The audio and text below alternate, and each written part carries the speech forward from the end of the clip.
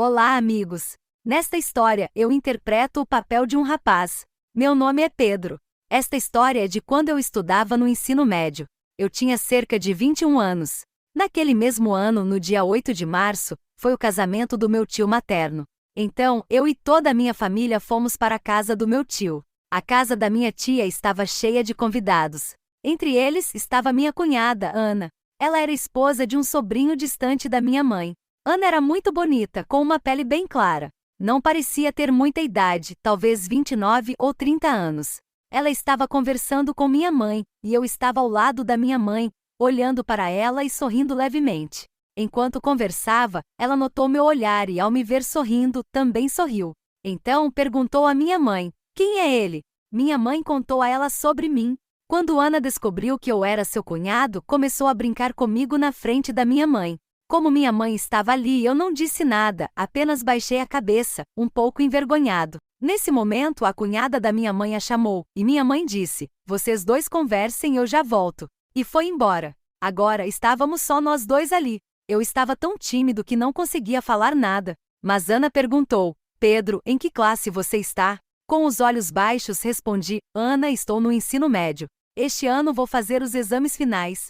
Ela sorriu e disse: "Então, nosso cunhado cresceu, estudando no 11º ano." Eu hesitei e apenas dei um leve sorriso. Ela ficou me olhando, como se quisesse dizer algo, mas então, para aliviar o clima, começou a falar: "E como estão os estudos?" Eu disse: "Estão indo bem, Ana, mas fico um pouco tenso porque os exames estão chegando." Com um tom brincalhão e os olhos arregalados, ela disse: "Tensão? Você parece tão inteligente, por que ficaria tenso?" Fiquei um pouco envergonhado de novo, mas o jeito dela tinha um carinho que aos poucos foi diminuindo minha timidez. Então, ela deu um tapinha leve no meu braço e disse: "A propósito, cunhado, você tem namorada ou namorado?" Fiquei um pouco nervoso com a pergunta e respondi: "Não, Ana, não tem nada disso." Ela riu alto e disse: "Nossa, que mentira descarada. Com esse sorriso tão bonito e sem nenhuma garota? Devo contar para a mamãe?" Levantei a mão e disse: "Por favor, Ana, não conte." Então, nós dois rimos alto. Nesse momento, ela se inclinou para mim e sussurrou: "A propósito, seus olhos são muito bonitos, você sabia?" Fiquei paralisado. Havia uma leve seriedade na voz dela. Olhei para ela, e havia algo estranho em seus olhos, algo que me deixou inquieto, mas ao mesmo tempo era bom. Ficamos em silêncio por um instante. Então ela disse baixinho: "Vou indo, tenho muito trabalho. Mas falo com você depois." Ela me deu um leve sorriso e foi embora. Fiquei ali, tentando acalmar meu coração. Algo novo estava surgindo em mim. Depois disso, sempre que nos encontrávamos, trocávamos pequenas conversas e brincadeiras leves. Naquela noite eu estava sentado sozinho em um canto do pátio, em uma cama de corda. Era o entardecer, uma brisa fresca soprava, e o clima do casamento estava no auge. De repente, Ana apareceu e sentou-se ao meu lado na cama. Após um tempo ajustando o véu, ela perguntou: "Quantos dias faltam para os seus exames?" Respondi: "Ana, agora só faltam 2 meses. Vou embora daqui e aí começa a tensão dos estudos de novo."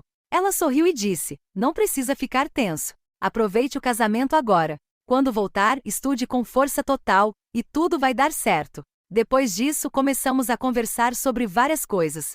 Em meio à conversa, perguntei sobre meu cunhado porque eu não conhecia. Ana disse: "Seu cunhado não veio ao casamento. Ele trabalha em Mumbai e não conseguiu folga." Rindo, eu disse: "Ana, se ele mora em Mumbai, deve ter te levado para passear muito por lá, né? Praias, festas no mar, tudo." Era só uma brincadeira, mas o rosto dela ficou sério de repente.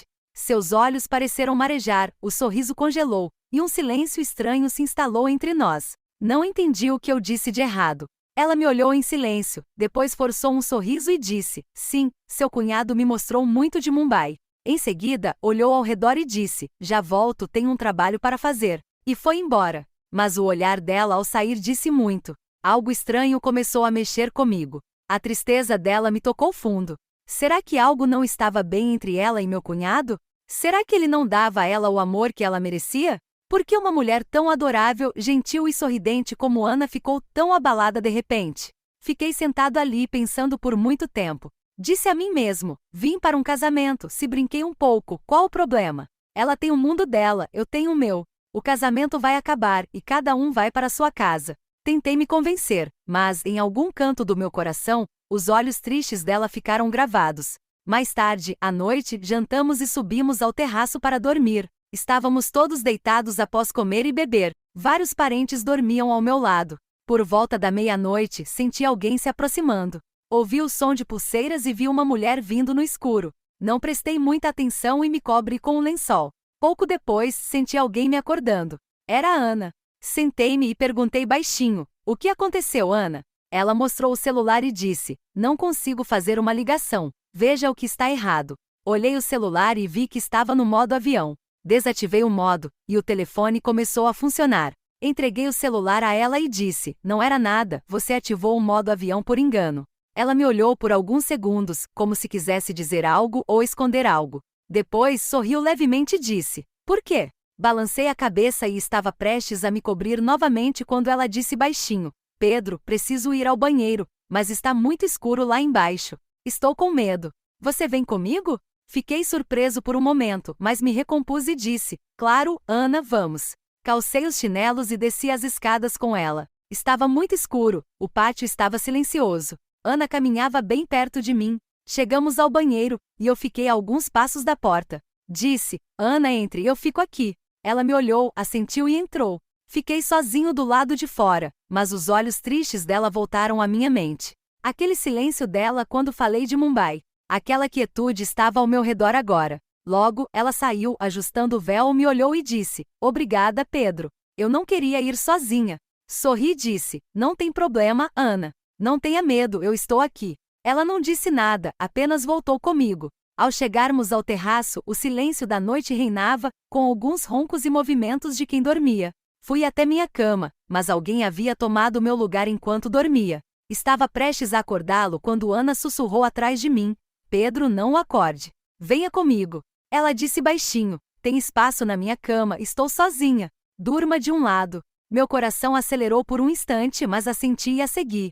O canto do terraço onde ela estava era diferente, mais ventilado e um pouco afastado dos outros. O silêncio ali era único. Ana havia arrumado a cama no canto, com um lençol esticado, um travesseiro leve e uma pequena colcha ao lado. Ela se deitou silenciosamente de um lado, e eu me ajeitei com cuidado no outro. Ficamos em silêncio por um tempo. Eu olhava para o céu, com 1000 perguntas no coração, mas sem palavras na boca. Então, a voz sussurrante de Ana quebrou o silêncio: "Pedro, hoje foi bom ter você por perto." Sem olhar para ela, respondi baixinho: "Para mim também, Ana." Ficamos calados novamente. Naquela noite fria no terraço, dividíamos a mesma cama. Fechei os olhos, mas o sono estava longe. Minha mente girava em torno da conversa da tarde.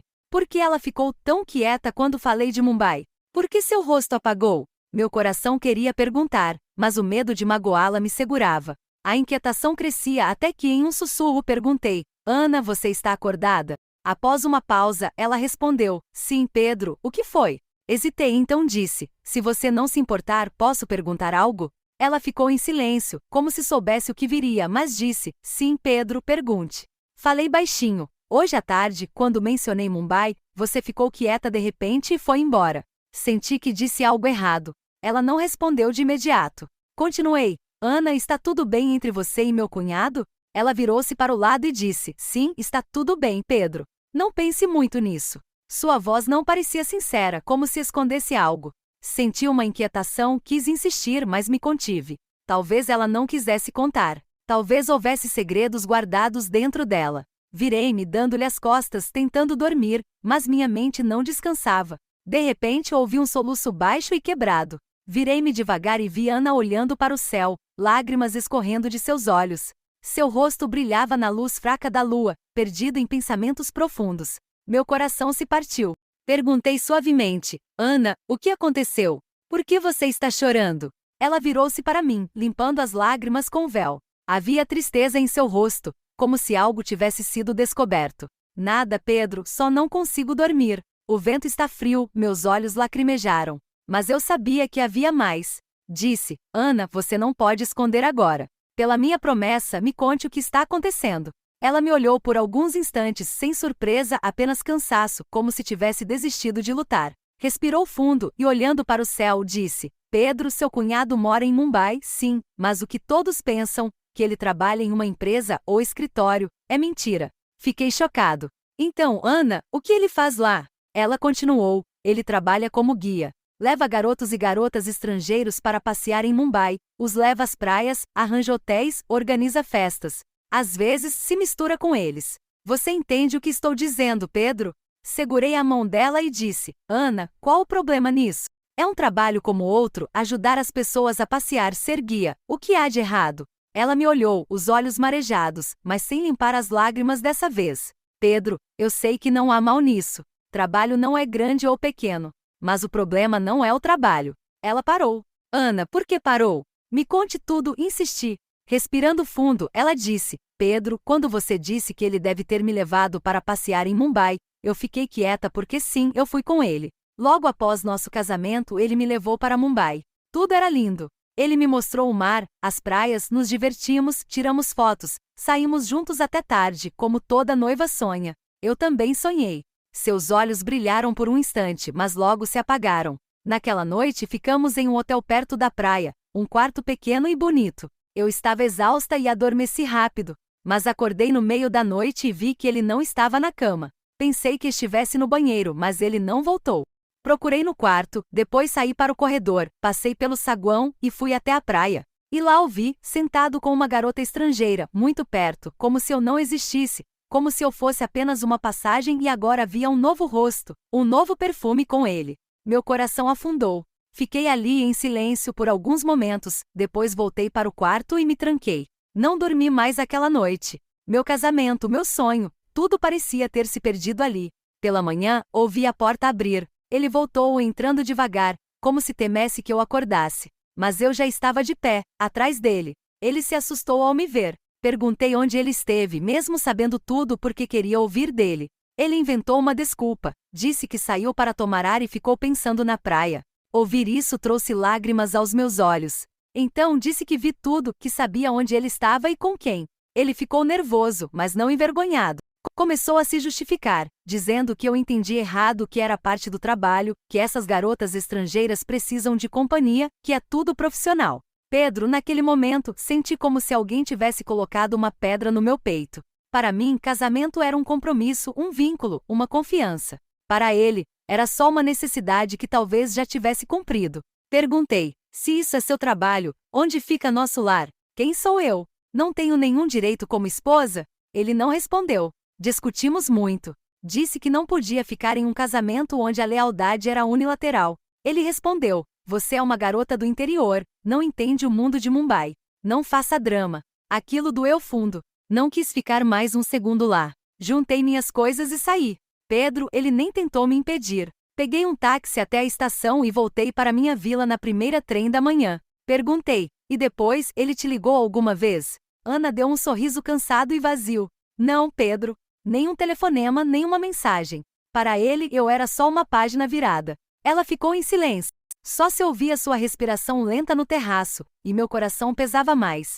Ela continuou: nunca quis contar isso a ninguém, Pedro. Mas hoje, pela primeira vez, senti que havia alguém que queria me ouvir, sem julgar, sem questionar. Coloquei minha mão sobre a dela, olhando seus olhos, que calados por anos, finalmente falavam. Não havia mais lágrimas, apenas cansaço, uma profunda desilusão difícil de expressar. Tentei dizer algo, mas fechei a boca. O que eu poderia dizer? Que resposta eu tinha para a confiança quebrada dela, para a dor que ela carregou sozinha? Apenas segurei sua mão, que tremia, mas ainda parecia carregar alguma esperança. Sabia que não podia fazer muito por ela. Não podia consertar sua vida despedaçada, trazer de volta os anos perdidos ou curar suas feridas. Mas eu estava ali em silêncio, sem dizer nada. Às vezes, estar ao lado de alguém é o maior consolo. Os olhos dela estavam fechados, mas havia uma leve paz em seu rosto, talvez porque ela finalmente havia desabafado. Amigos, espero que tenham gostado da nossa história. Se gostaram, deem like no vídeo. Se são novos no canal, inscrevam-se e ativem as notificações para receber as próximas atualizações primeiro. Obrigado!